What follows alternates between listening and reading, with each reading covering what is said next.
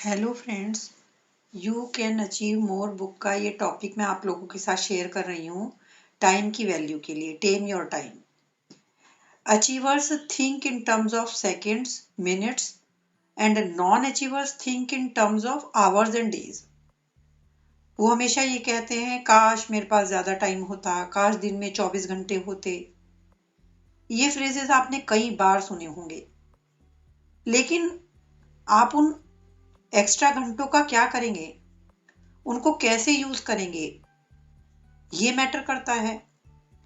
Time management के दो myth हैं। यदि हम टाइम वेस्ट कर रहे हैं मीन्स हम अपनी लाइफ वेस्ट कर रहे हैं। Time management is only a name given to life management. दूसरा मिथ है कि हम ये सुनते हैं कि टाइम आता है चला जाता है। नहीं, इट इज नॉट ट्रू। क्यों? क्योंकि टाइम तो एटर्नल है। सिर्फ हम आते हैं और जाते हैं। Only we come and go away.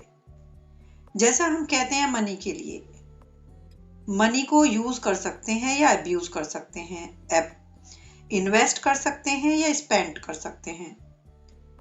Invest money का रिटर्न मिलता है और स्पेंट जो मनी है वो लॉस्ट हो जाती है हमेशा के लिए। और सिमिलरली यही चीज टाइम के साथ भी है।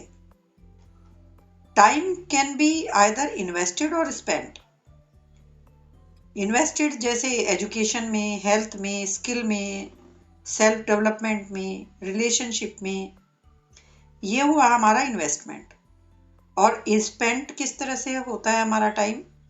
अननेसेसरी चीज़ों में, सोशलाइजिंग में, बेकार बैठ के गप करने में, फालतू टीवी देखने में, सोशल मीडिया पे बिंज करने में।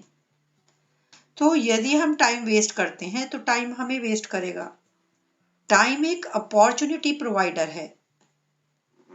सबके पास सेम टाइम होता है, ना ज़्यादा ना कम। अब ये हमारे ऊपर है कि उसको हम यूज करें या अब्यूज करें या लूज करें। और फनी पार्ट ये है कि टाइम का जो पेस है वो सबके लिए सेम होता है। ना इसको बढ़ा सकते हैं, ना इसको कम कर सकते हैं, स्लो कर सकते हैं। ना कोई बड़ा आदमी, अमीर आदमी इसको बदल सकता है। टाइम सबके लिए सेम होता है और ये एक प्राइसलेस गिफ्ट है जो सिर्फ एक बार मिलता है। क्योंकि जो वक्त बीत जाता है वो तो दोबारा नहीं आता, ना बचपन ना जवानी।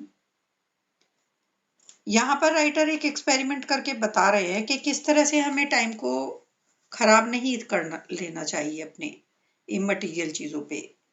देखिए, जैसे 4 चीजें हैं आपके पास। बड़े पत्थर हैं, छोटे पत्थर है, सैंड है और वाटर है। उनको सबको एक जार में फिट करना है। तो इसको डिमॉन्स्ट्रेट वो करते हैं कि how it should have been done.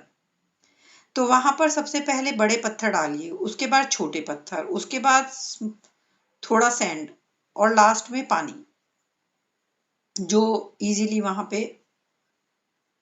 चला जाएगा सब चीजों के बीच में। तो टीचर ने बताया कि इन सब की क्या इंपॉर्टेंस है। सैंड तो हो गया छोटी छोटी चीजें, सैंड को रिप्रेजेंट करती हैं छोटी चीजें जो हमारे लिए उतना मैटर नहीं करती। क्या चीजें हैं? जैसे लोगों पे गुस्सा करना फालतू में, मीनियल टास्क या वीडियो गेम्स खेलना। यदि हमारे पास टाइम नहीं है तो फिर हु केयर्स। और स्मॉल पेबल्स हैं वो स्मॉल प्रायोरिटीज जो ज्यादा जरूरी नहीं है, ज्यादा इंपॉर्टेंट नहीं है। और बड़े पत्थर वो हैं जो हमारी फाउंडेशन है हमारे जीवन की, जो हमारी लाइफ को फुलफिलमेंट देती हैं, हैप्पीनेस देती हैं। जैसे हमारी हेल्थ, हमारी फैमिली, हमारी रिलेशनशिप, हमारी वर्क लाइफ बैलेंस और कॉन्टिन्यूअस लर्निंग। और वाटर क्या है? वाटर रिप्रेजेंट करता है कि जार में कितनी भी जगह भरी हुई हो लेकिन वो फिर भी there is always room for more. Writer कहते हैं कि 4 चीजें कभी भी वापस नहीं मिलती: खोई हुई अपॉर्चुनिटी, बोले हुए शब्द, निकली हुई गोली और वेस्ट किया हुआ टाइम। टाइम पैसे से भी ज्यादा कीमती है। यदि हम बूढ़े हो रहे हैं, what are the things which we could have, should have or would have done more? हमेशा यही रिग्रेट रहता है, काश हमने ये कर लिया होता, वो कर लिया होता। लाइफ एक वन वे जर्नी है, हम सिर्फ आगे जा सकते हैं, लौट नहीं सकते। Life does not come with a rewind button इधर। टाइम एक पेरिशेबल कमोडिटी है और management is the handling of time. उस टाइम को यदि हमें सही से हैंडल करना आए, वही मैनेजमेंट है। इस धरती पे हम आए हैं एक लिमिटेड टाइम लेके, हमारे पास चॉइस है डिसीजन लेने की कि क्या चुनना है, क्या सही है, क्या सक्सेस है या फेलियर है। यदि टाइम में मिसमैनेजमेंट होगा तो स्ट्रेस होगा। Lack of priorities leads to lack of focus and disorientation which in turn leads to chaos. Time कैसे वैल्यूएबल है, आप सोच के देखिए। मनी से भी ज्यादा मनी और टाइम में आप कैलकुलेट करके देखिए ना। टाइम इन्वेस्ट करके हम मनी बना सकते हैं, मनी क्रिएट कर सकते हैं, लेकिन क्या मनी लगा के हम टाइम को क्रिएट कर सकते हैं? नो। मनी को हम उधार ले सकते हैं, मनी चोरी हो सकती है, ट्रांसफर हो सकती है, लेकिन टाइम को कोई खरीद सकता है? ना खरीद सकता है, ना बेच सकता है, ना ट्रांसफर कर सकता है कि ये मेरा टाइम है, ये आप ले लीजिए। मनी आ सकती है, जा सकती है, लेकिन टाइम नहीं होता है इस तरह से टाइम के साथ में। मनी को आप गिफ्ट कर सकते हैं, लेकिन टाइम को नहीं कर सकते हैं आप। मनी फ्लक्चुएट करती है, लेकिन टाइम कभी फ्लक्चुएट नहीं करता। मनी को आप नाप सकते हैं, लेकिन time balance can not be measured. कोई नहीं जानता कि कितना टाइम हमारे पास बचा है। Time teaches us the values of life और life teaches us the values of time. कैसे देखिए value of time. To realize the value of 1 year, ask a student who failed a grade. To realize the value of 1 month, ask a mother who gave birth to a premature baby.